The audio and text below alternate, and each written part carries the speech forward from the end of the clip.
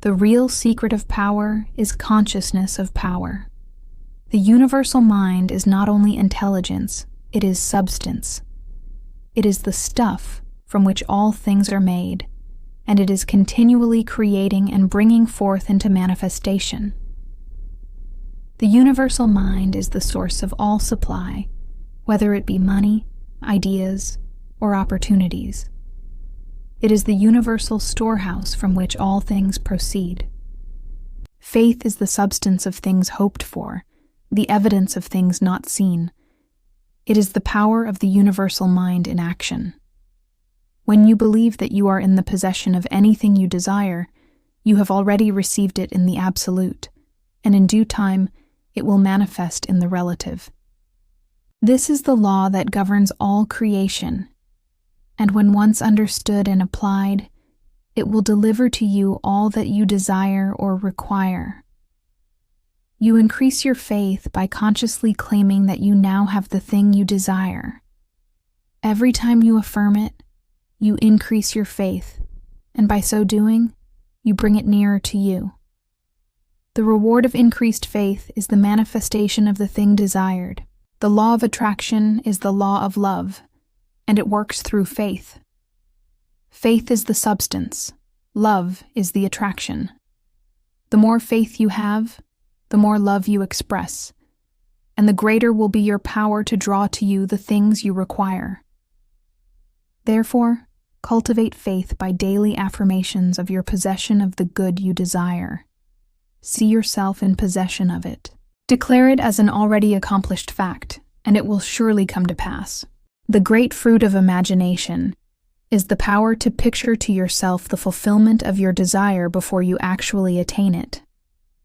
When you have trained your imagination to picture every desire as already fulfilled, then you have perfected yourself in the art of prayer. This is the great secret of the creative process.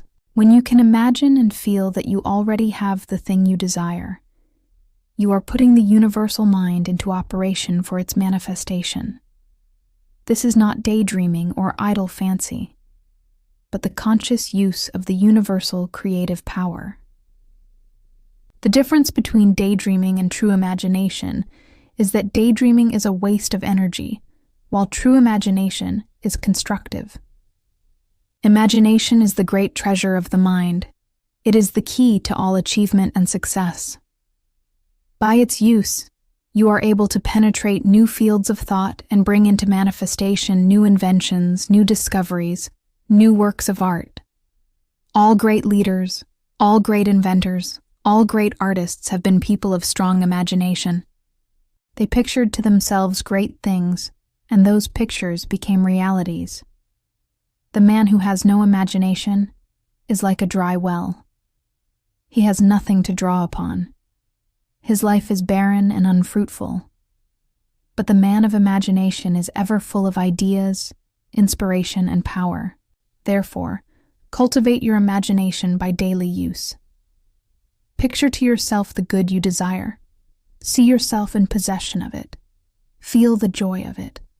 The more you do this, the more you will increase your power to bring it into manifestation. Imagination is your great treasure. Guard it well. Use it wisely, for in it lies the secret of your success. Christ is the open door between the individual and the universal mind. He is the mediator through whom we enter into the presence of the Father. No man cometh unto the Father but by me. This does not mean that we must worship the personality of Jesus, but we must recognize and accept the Christ principle within ourselves as the way by which we enter into the realization of our oneness with God. Christ is the highest state of consciousness, the state in which we realize our unity with the universal mind. It is the door through which we enter into the fullness of life and power. When you recognize the Christ within yourself, you are opening the door to unlimited supply, wisdom, and power. You are acknowledging your true sonship with God. This is the great truth which Jesus taught. He continually declared his oneness with the Father, and he taught his disciples to do the same. The Father and I are one. When you enter into the Christ consciousness, You are freed from fear and limitation. You realize that you are an heir to all the riches of the kingdom. You know that the Father is the source of all supply, and that His supply is infinite. Therefore, to enter into the Christ consciousness is to enter into the life more abundant. It is to open the door to joy, peace, health, and prosperity. It is to become conscious of your divine inheritance. Christ is indeed the open door.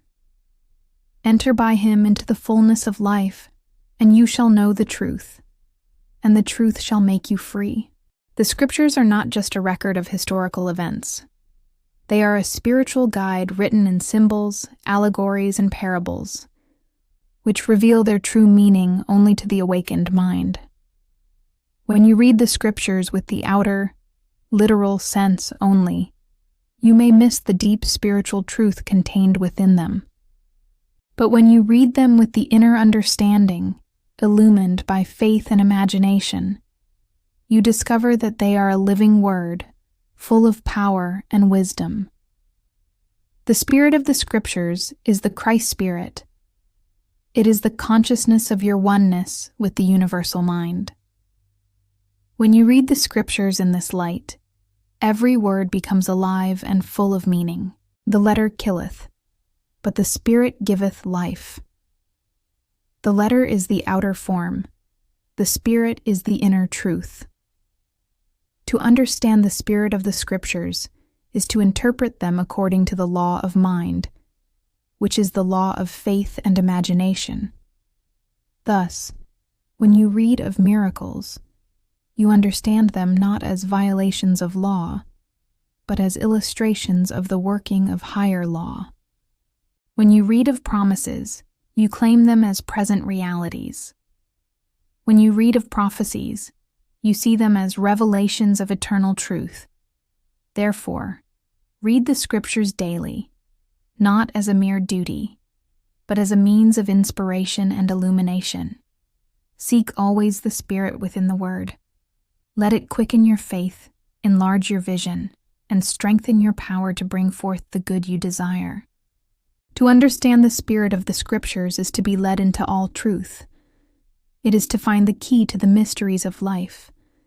It is to walk in the light of divine wisdom.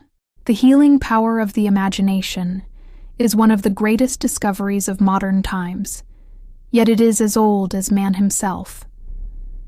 For ages, the wise have known that to picture health is to call health into manifestation.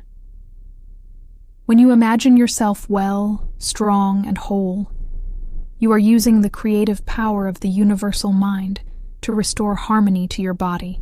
Every organ, every function, responds to the image you hold in mind. Disease is the result of wrong thinking. It is the manifestation of fear, doubt, and false belief. When you change your thought and picture only health, you destroy the cause of disease, and health is the inevitable result. This is the method used by all great healers. They do not concentrate on disease, but on health. They picture the patient as strong and well, and their mental picture, charged with faith and love, acts upon the subconscious mind of the patient and awakens the healing forces within.